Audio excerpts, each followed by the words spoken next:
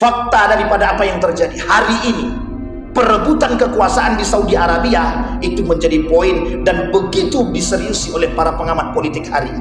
Bisa kita lihat betapa perang dingin antara, mohon maaf, mereka di dalam untuk merebutkan kekuasaan. Karena mohon maaf, setelah ini itu akan menjadi pelajaran bagi mereka. Ketika Raja Salman masih hidup, bayangkan arus liberalisme dan sekulerisme oleh Muhammad ibn Salman begitu kencang masuk ke dalam. Sehingga mohon maaf, Bapak Ibu kalau datang berangkat umrah, itu mohon maaf, perempuan sudah banyak pakai celana lepis. Itu orang asli Arab. Dan ini nyata Pak. Dan sekarang itu boleh masuk untuk ziarah orang-orang non-muslim. Bisa masuk baik ke Mekah maupun ke Madinah. Ini bukan fitnah, karena kita melihat dengan mata kepala kita sendiri. Bayangkan, artinya apa? Ketika tanah suci sudah dimasuki oleh orang-orang yang tidak beriman kepada Allah, ini menjadi poin penting bagi kita dan perhatian kita. Artinya kedekatan hari kiamat semakin nampak. Nabi berkata, akan terjadi pertikaian di antara mereka. Akan terjadi pertikaian, perebutan kekuasaan, runtuhnya Daulah Umayyah, Daulah Abbasiyah, Daulah Utsmaniyah. Bukan tanpa sebab, bukan disebabkan oleh faktor eksternal seutuhnya, tapi juga disebabkan oleh faktor internal. Maka yang kita takutkan hari ini Bapak Ibu, dari satu riwayat yang disampaikan oleh baginda Nabi Muhammad SAW. Apa kata Nabi? Di dalam hadisnya kata Nabi, yang artinya 3 orang yang merupakan putra khalifah itu saling bertikai. Meskipun hadis ini diperdebatkan oleh para ulama, 3 orang yang merupakan putra khalifah itu saling bertikai memperebutkan harta kekayaan dan kekuasaan. Harta itu tidak akan menjadi milik salah satu di antara ketiganya. Kemudian muncullah Panji hitam dari arah timur. Mereka akan membunuh kalian dengan cara yang belum pernah dilakukan oleh umat manusia. Kemudian ia menyebutkan sesuatu yang akan tidak menghafalnya. Kemudian Nabi berkata, jika kalian melihatnya, maka berbaiatlah walaupun dengan cara merangkak di atas salju. Ia adalah Khalifah Allah Al-Mahdi. Bapak Ibu sekalian yang berbahagia, oleh sebagian ulama mencoba melihat fenomena ini. Salah satu fenomena ini yang mereka lihat adalah pada kerajaan Saudi Arabia. Kenapa demikian? Karena di tengah arus liberalisme dan sekulerisme yang masuk kepada Saudi Arabia hari ini, itu sungguh sangat menakutkan. Ketika proyek-proyek yang dibangun oleh Muhammad ibn Salman itu justru mengajak atau mengantar untuk jauh daripada Allah.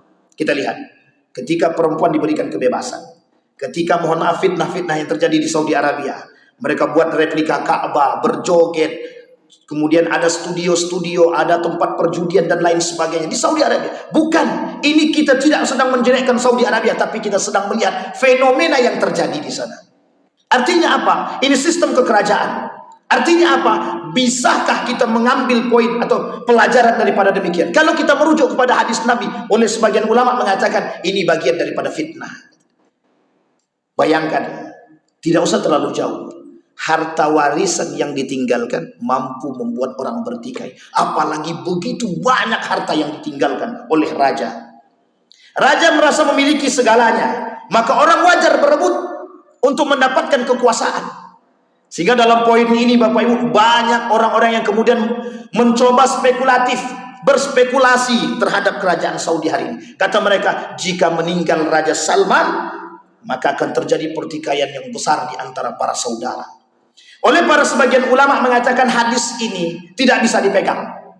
Ada yang mengatakan hadis ini mungkar, tertolak. Tapi ada yang mengatakan hadis ini dhaif. Oleh Ibnul Qayyim Al-Jauziyah, hadis yang dhaif dan lemah bisa diambil sebagai motivasi, tapi tidak bisa diambil sebagai alasan. Memang sebagian golongan menolak mentah-mentah hadis dhaif, dhaif jiddan, lemah banget, dan kemudian hadis palsu. Mereka tidak bisa menerima hadis tersebut. Tapi sebagian yang lagi itu mengatakan boleh hadis dhaif atau hadis lemah itu diambil manfaat, faidah serta motivasi.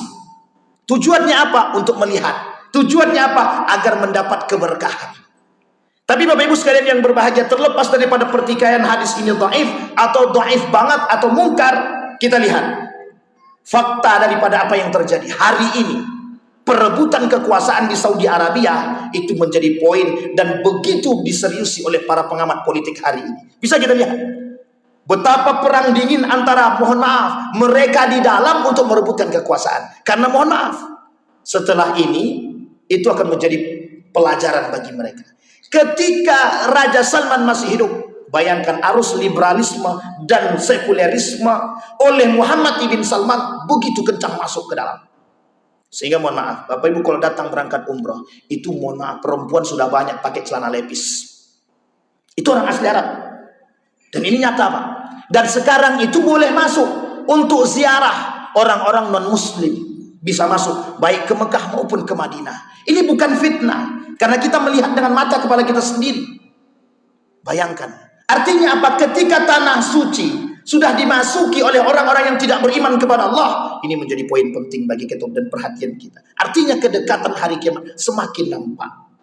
Bapak Ibu sekalian yang berbahagia, terlepas daripada benar atau salahnya hadis tersebut, terlepas daripada anggap hadis ini palsu, anggaplah hadis ini palsu, tapi kita lihat fenomena, kita melihat fenomena betapa dulunya Mekah dan Madinah diharamkan bagi non muslim. Ada sebab pada masa Daulah Abbasiyah diusir semua orang kafir masuk ke dalam Mekah dan Madinah, tidak boleh masuk, tidak boleh tinggal di situ. Bukan tanpa sebab, karena orang ketika itu mohon maaf dari kalangan Yahudi dan Nasrani kerjaannya bikin rusuh dan rusak. Termasuk orang-orang munafik yang berada di kalangan umat muslim ketika itu. Diusir, dihabisi. Sampai mereka lari tunggang langgang.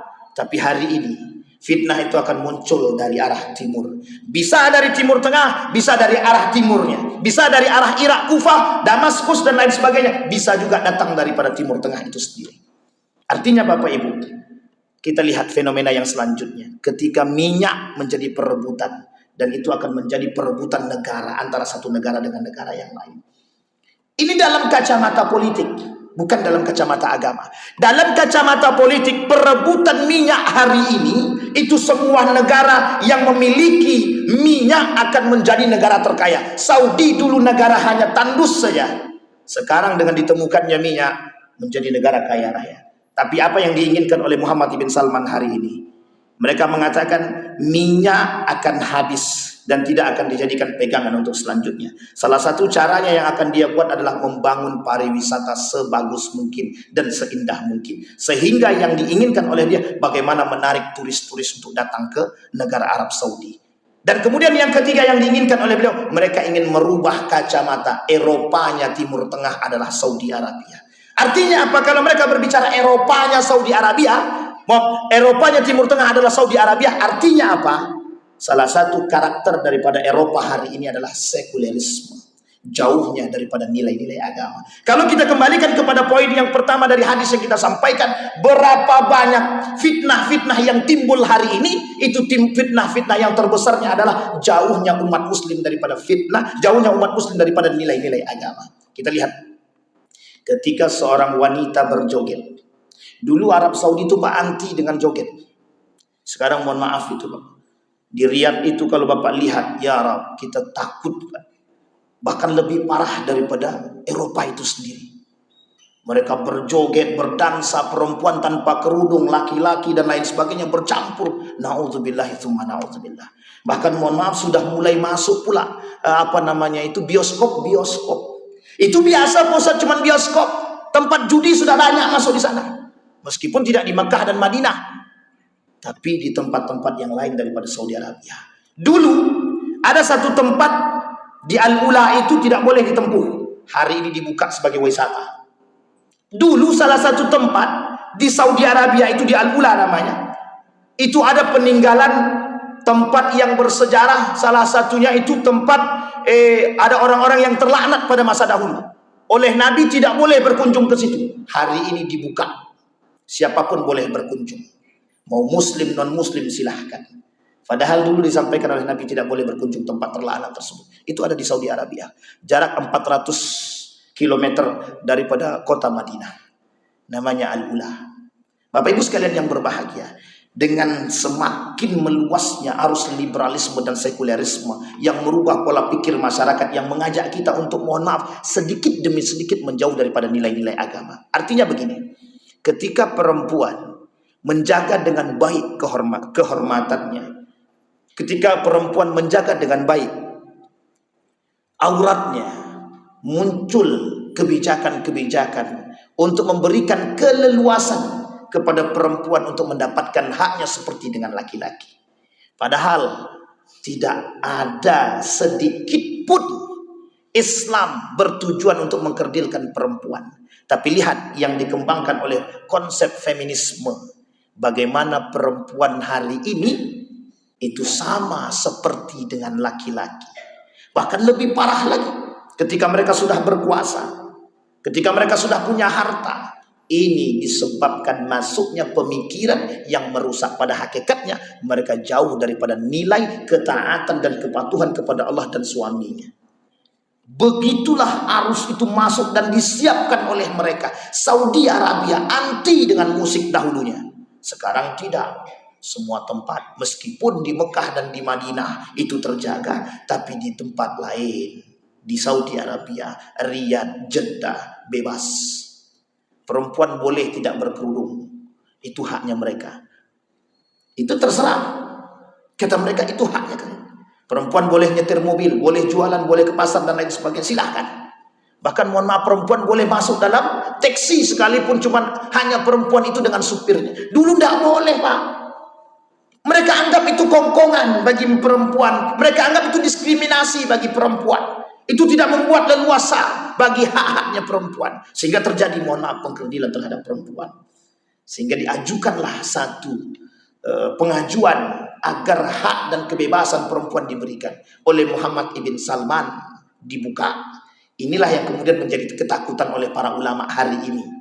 Dengan munculnya kebijakan-kebijakan yang dilakukan oleh Muhammad ibn Salman yang ingin membuat kaca atau kacamata Eropa di Saudi Arabia menjadi pusat perhatian oleh para ulama, menjadi poin penting bagi para ulama, menjadi diskusi penting bagi para ulama untuk kemudian melihat ini akan berdampak negatif kepada siapa? Kepada umat muslim seluruhnya.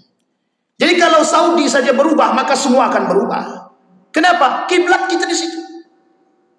Maka sebagian ulama yang mencoba untuk melawan kebijakan-kebijakan yang dibangun oleh mereka, oleh pemerintah, oleh pangeran, maka ulama-ulama tersebut dimasukkan ke dalam penjara. Artinya apa? Diktator. Satu karakter kata Nabi kelak di akhir zaman akan muncul pemimpin yang diktator kata Nabi. Mulkun adud. Dan itu sudah ditampakkan hari ini. Bagi setiap para ulama yang mengkritik daripada kebijakan pemerintah Saudi Arabia akan dimasukkan ke dalam penjara. Bahkan sampai hari ini masih ada ulama yang belum dikeluarkan. Bahkan sampai hari ini masih banyak buku-buku daripada para ulama yang tidak boleh terbit. Termasuk Syekh Ana Arifi.